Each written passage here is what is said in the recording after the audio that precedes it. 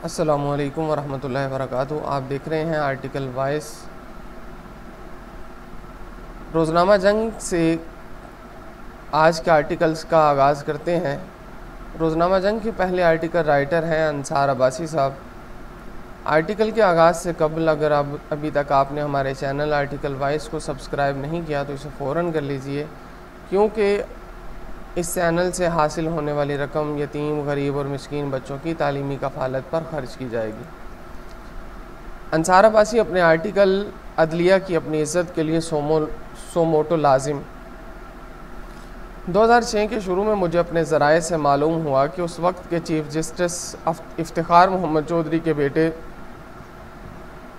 अरसलान इफ्तिखार को कानून और रूल्स की खिलाफ वर्जी करते हुए पुलिस सर्विस में भर्ती करने की तैयारियां हो रही हैं। अरसलान इफ्तिखार, जो बलूचिस्तान हुकूमत के महकमा सेहत के मुलाजिम थे, को पहले FIA इस्लामाबाद में डिपोटेशन पर लाया गया, फिर उन्हें पुलिस अकेडमी में ASP की ट्रेनिंग के लिए भेज दिया गया। अब मुशर्रफ हुकूमत कानून और रूल्स में तब्दीली करने की तैयारी कर रही थी ताकि सारे अमल को कानूनी शक्ल दी जा सके। मैंने अपनी तहकीकात मुकम्मल करके दी न्यूज़ के लिए ख़बर दी, लेकिन वो ख़बर शाया न हुई। मैं अपनी ख़बर की इशाअत के लिए अपने एडिटोरियल बोर्ड पर दबाव डालता रहा, जिसने हुकूमती प्रेशर के बायस शुरू में टाल मटोल से काम लिया और बाद में ये कहकर ये ख़बर शाया नहीं हो सकती, क्योंकि इससे मुशर्रफ हुकूमत के साथ साथ उस वक़्त के चीफ जस्टिस नाराज़ हो जाएंगे और अखबार के लिए शदीद मुश्किलात पैदा होंगी। उस पर मैंने अपनी ख़बर कुछ दूसरे बड़े अखबारों को इशाअत के लिए भेज दी, लेकिन किसी ने भी ये ख़बर शाया ना की, क्योंकि मीडिया इस वक्त काफ़ी तरह की पाबंदियों की जद में था। उसी साल 2006 में जब चंद माह बाद इस्लामाबाद इस्टेब्लिशमेंट डिवीज़न में किसी अफसर को मिलने जा रहा था तो रस्ते में एक सीनियर अफसर ने मुझे सलाम किया और खड़े खड़े जल्दी मुझे सरगोशी के अंदाज में इत्तला दी कि अरसलान इफ्तिखार की पुलिस में तैनाती के मुतालिक कानून और रूल्स में तरामीम का केस मंजूरी के लिए वज़ीर-ए-आज़म सेक्रेटरीट को भिजवा दिया गया है और मंजूरी किसी भी वक्त हो जाएगी। ये सुनते ही मैं वहीं से फ़ौरन अपने दफ्तर की तरफ मुड़ गया। दफ्तर पहुंचकर इस बार बग़ैर चीफ जस्टिस और अरसलान इफ्तिखार का नाम लिए ख़बर बना दी। पाकिस्तान के एक आला तरीन आइनी इदारे में तैनात शख्स के बेटे को पुलिस में भर्ती करने के लिए हुकूमत कानून और रूल्स में तरामीम करने जा रही थी।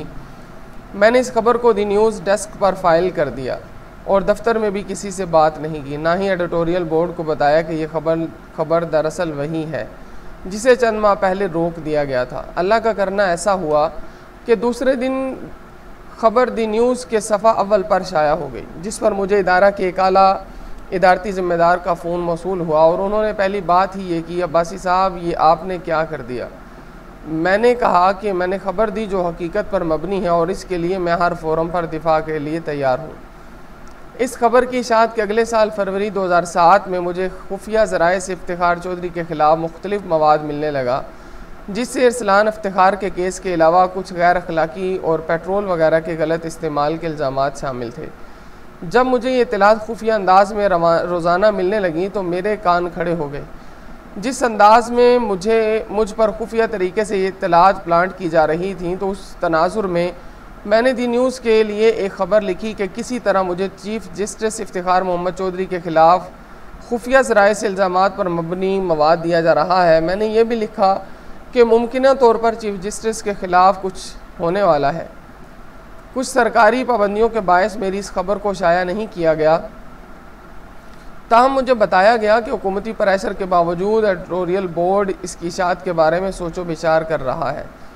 मैं चंद दिन इस खबर की इशाअत के हवाले से एडिटोरियल बोर्ड के ज़िम्मेदारान से पूछता रहा, लेकिन बोर्ड की अपनी फ़िक्र बजा थी कि खबर शाया हुई और कोई साजिश चीफ जस्टिस के ख़िलाफ़ न हुई तो न जाने अखबार को क्या कुछ भुगतना पड़े, क्योंकि इससे मुशर्रफ के साथ साथ चीफ जस्टिस की नाराज़गी भी लाजमी थी। अभी एडिटोरियल बोर्ड के पास मेरी ख़बर इशाअत के इंतज़ार में ही थी कि 9 मार्च 2007 को परवेज़ मुशर्रफ ने चीफ जस्टिस इफ्तिखार चौधरी को माज़ूल कर दिया। उसके बाद जो हुआ वो सब जानते हैं। उसी शाम मुझे एडिटोरियल बोर्ड के आला ज़िम्मेदार का फ़ोन मौसूल हुआ। वो अफसोस करने लगे कि काश हम आपकी ख़बर शाया कर देते, अब सब खेल हमारे सामने आ गया। कि पहले ख़ुद चीफ जस्टिस के बेटे की गैर कानूनी ख्वाहिशात को पूरा करने के लिए हुकूमत ने मुख्तलिफ इक़दाम किए और फिर जब ज़रूरत महसूस की तो इन्हीं इक़दाम की बुनियाद पर चीफ जस्टिस को ब्लैकमेल करने की कोशिश की। उसी साल 2007 नवंबर में इफ्तिखार चौधरी समेत आला अदलिया को जजों को एमरजेंसी नाफिज करने के बाद गैर आइनी तरीके से निकाल दिया गया और इन्हें उनके अहल खाना समेत घरों में नज़रबंद कर दिया गया, क्योंकि परवेज़ मुशर्रफ को डर था कि अदलिया उनको की फ़ौजी वर्दी में दोबारा सदर मुंतखब होने के अमल के ख़िलाफ़ फ़ैसला सुना देगी। उस वक़्त हमें इतलात मिल रही थी कि जनरल परवेज़ मुशर्रफ एजेंसियों के ज़रिए किसी तरह जजों को ब्लैकमेल करने की कोशिश कर रहे हैं ताकि उनके ख़िलाफ़ फ़ैसला ना आ सके। उसी दौरान बरतानवी अखबार द टाइम्स ने एक ख़बर शाया की जिसमें यह दावा किया गया था कि कुछ एजेंसियों ने घिनौनी चालें चलते हुए पाकिस्तान की सुप्रीम कोर्ट के कुछ जज साहिबान और उनके बच्चों की काबिल एतराज़ खुफिया वीडियोस बनाकर इन्हें ब्लैकमेल करने की मुबैना कोशिश की है ताकि परवेज़ मुशर्रफ के हक़ में फ़ैसला लिया जा सके।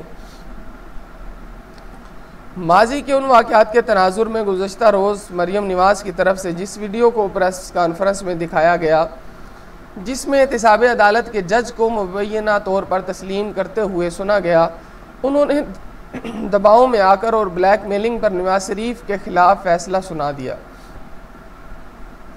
सियासी और कानूनी एतबार से बहुत अहमियत की हामिल है। मुबैना वीडियो में जज साहब को कहते दिखाया गया कि उनसे मुताल्लिक़ काबिल एतराज़ वीडियो मौजूद है। मरियम नवाज़ के इल्ज़ामात के जवाब में जज साहिबान ने आज अपना तरदीदी बयान जारी किया। उन्होंने उस वीडियो को जेली कहा और ना ही इस मुलाकात से इनकार किया, बल्कि मुलाकात की तस्दीक करते हुए कहा कि उनकी बातों को तोड़ मरोड़ कर पेश किया गया।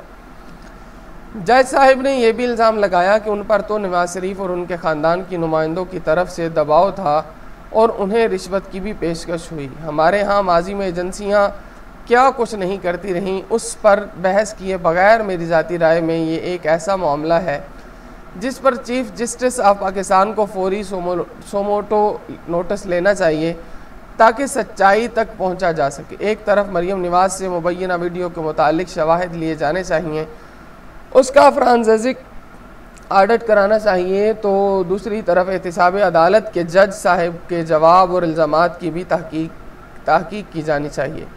अगर जज साहब को वाकई रिश्वत और धमकियाँ दी गई तो किस के ज़रिए ऐसा किया गया? क्या जज साहब ने उनकी शिकायत किसी मुतल्लिका फोरम और सुप्रीम कोर्ट की मॉनिटरिंग जज साहब से की थी? इस मामले को बजाय इसके कि किसी खुफिया इंक्वायरी या GIT के हवाले कर दिया जाए, सुप्रीम कोर्ट के फुल बेंच को सुनना चाहिए ताकि पूरी कौम देखे कि मरियम नवाज़ और एहतिसाब अदालत के जज साहब में किसने सच बोला और किसने झूठ। बेहतर होगा इस मामले के साथ साथ इस्लामाबाद हाई कोर्ट के साबिक चीफ जस्टिस शौकत सिद्दीकी के केस को भी इकट्ठा सुन लिया जाए, क्योंकि इल्ज़ामात की नौयत एक सी हैं। ये सब कुछ करना इसलिए लाजिम है कि इस मामले में सबसे ज़्यादा अदलिया की अपनी इज़्ज़त और साख दाव पर लगी हुई है। यह रोज़नामा जंग से आज का आर्टिकल इफ्तिखार अंसार अब्बासी साहब का अदलिया की अपनी इज़्ज़त के लिए सोमोटो लाजिम। अगर अभी तक आपने हमारे चैनल आर्टिकल वाइज को सब्सक्राइब नहीं किया तो इसे फ़ौरन कर लीजिए।